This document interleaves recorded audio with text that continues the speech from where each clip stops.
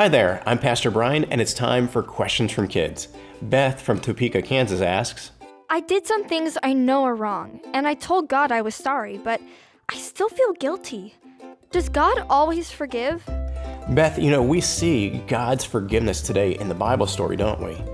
We see that David had sinned with Bathsheba, and some time had passed. Actually, it could have been about a year. And David is confronted by Nathan. God sends Nathan to go talk to David, and Nathan points out how David had sinned so long ago. And what did David do? He confessed his sin. He said he was sorry. And then we see that God forgave him completely. Even though all that time had passed, God is a forgiving God. That's what we see in this account.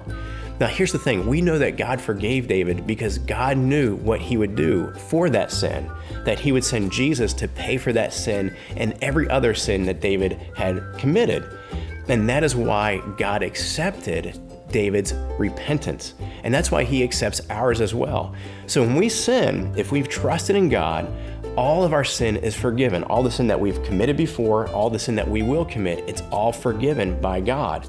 That's why when we sin, what we want to do is we want to confess that sin, telling God that we know we've messed up, we know we've done something wrong, but then we quickly recognize that we are forgiven of that sin, that God has given us Jesus to pay for that sin.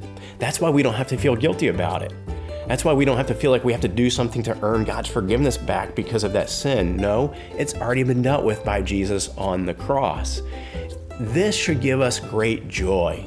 So when we sin, we ask God for forgiveness, we understand He's forgiven us, that gives us joy so that we live from that day forward turning away from sin.